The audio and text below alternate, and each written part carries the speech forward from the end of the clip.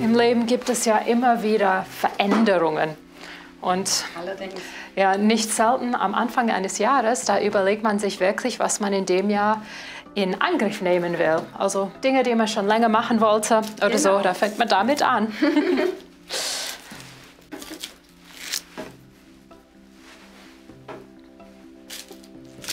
Ja, und so haben sich in der letzten Woche ein paar Sachen hier bei uns im Haus verändert.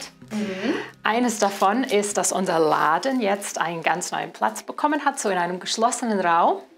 Und die Ecke, wo er vorher war, der wird jetzt umfunktioniert in eine Erweiterung der Cafeteria. Ich finde, es sieht echt toll aus. Ja, wollt ihr sehen? Kommt mit.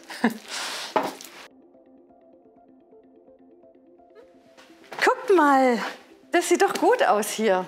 Ja. Gell? Also, es ist schon eigen, wie so eine kleine Veränderung irgendwie doch ganz viel ausmacht, gell? Ja. Also das ist schon, also es ist natürlich noch manches zu tun hier, aber ich muss sagen, so langsam gefällt mir das richtig gut, die Ecke. Ja, ich auch. Ja, ich frage mich manchmal, warum man nicht schon früher auf so eine Idee gekommen ist. Ja, echt, das denke ich oft im Leben. Wenn so ein Problem gelöst ist, dann schaut man zurück und denkt, die Antwort, die lag einfach auf der Hand. Warum sind wir nicht schneller da drauf gekommen? So gell? ist es. Aber es braucht eben wirklich diesen Prozess, diese Überlegungen und auch die Lernkurve, die dazu gehört. Ja, so wie das hier bei uns der Fall war. Ja, eindeutig. Ja. Und manchmal entdecken wir auch, dass Gott manches auf lange Sicht auch vorbereitet hat. Das ist nämlich was anderes, was wir da hinten auch ein bisschen verändert haben in der Ecke da drüben. Das zeigen wir euch auch.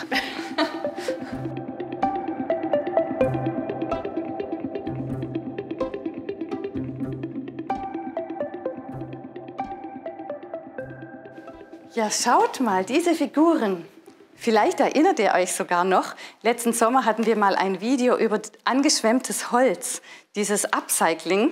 Und das sind unter anderem solche Figuren, die daraus entstanden sind. Eine Mitschwester von uns hat die ja hergestellt. Also erst eine Zeit lang standen die einfach ja im Laden so einzeln aufgestellt, aber kamen eigentlich gar nicht so zur Geltung. Bis jetzt einfach die Idee aufkam, dass man sie hier vor diesem dunklen Heizkörper aufstellen könnte und auch anstrahlen.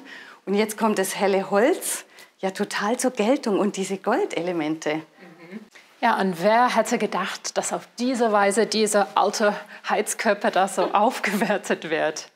Das sind an sich ja echt kleine Veränderungen und wir hätten auch etwas anders entscheiden können und das irgendwie anders machen können. Und vielleicht merken wir mit der Zeit auch, dass das nicht das Gelbe vom Ei ist. Wer weiß.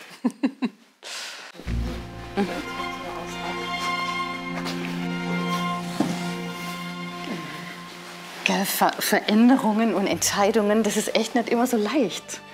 Und vor allem ist es deswegen, glaube ich, so schwer, weil man einfach keine absolute Sicherheit haben kann, dass das, was ich jetzt mache, das Richtige ist. Stimmt, Gott zeigt ja nicht immer gleich und eindeutig, was er von uns will. Er lässt uns so ein bisschen auch Spielraum oder Freiheit und gibt uns verschiedene Möglichkeiten.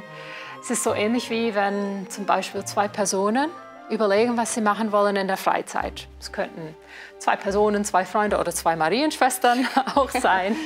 Und die eine fragt die andere, ja, was willst du machen in der Freizeit? Und diese sagt, entscheide du. Und dann sagt der andere, fragt, okay, wir könnten ja spazieren gehen. Och nee, ich bin so müde, das will ich nicht. Okay, wir könnten vielleicht Phase 10 spielen.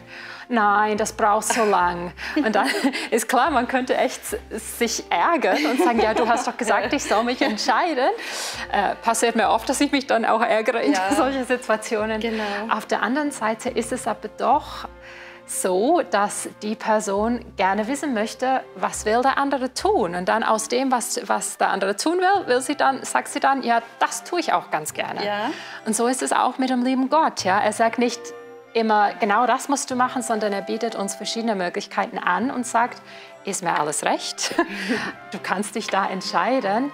Es ist ja seine Art und Weise, uns irgendwie auf den richtigen Weg zu bringen. Aber man sagt ja, es gibt viele Wege, die nach Rom führen. Ja, stimmt. Ja, also man hat immer wieder eine andere Möglichkeit. Man muss sich nicht nur für eins entscheiden, aber man muss sich für etwas entscheiden.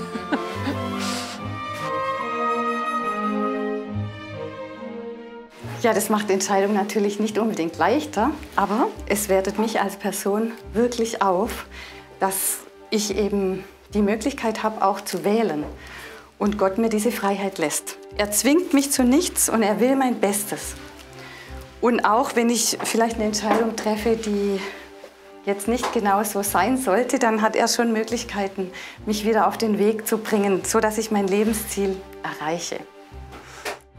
Pater Kentenich benutzt auch mal das Bild von einem Tennisspieler, also ein meisterhafter Tennisspieler. Er sagt, Gott ist der meisterhafte Tennisspieler, der alle Bälle, von wem sie auch immer, unmittelbar geworfen werden und wie ungeschickt es auch immer geschehen sein mag, aufzufangen und planmäßig zu dem von Ewigkeit vorgesehenen Ziele zu lenken versteht.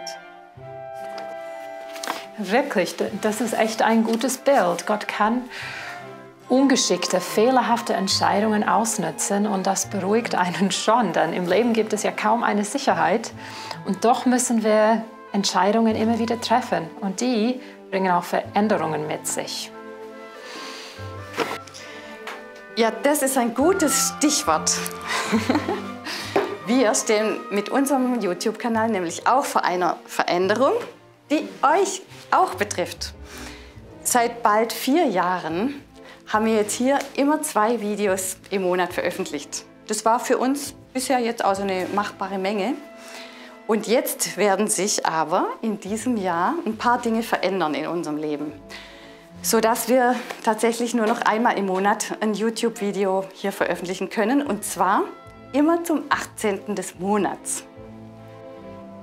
Ja, der Hauptgrund, der liegt bei mir. Ich habe ja vorhin in einem anderen Zusammenhang davon gesprochen, dass viele Wege nach Rom führen.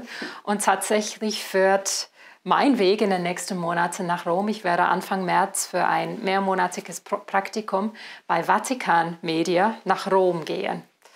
Auf Instagram werden wir nach wie vor präsent sein und ein paar Mal die Woche was posten. Also, es lohnt sich auf jeden Fall auch dort unserem Kanal zu folgen.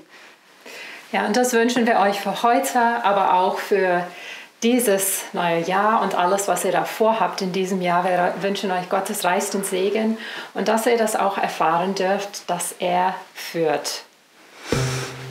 Tschüss! Mach's gut!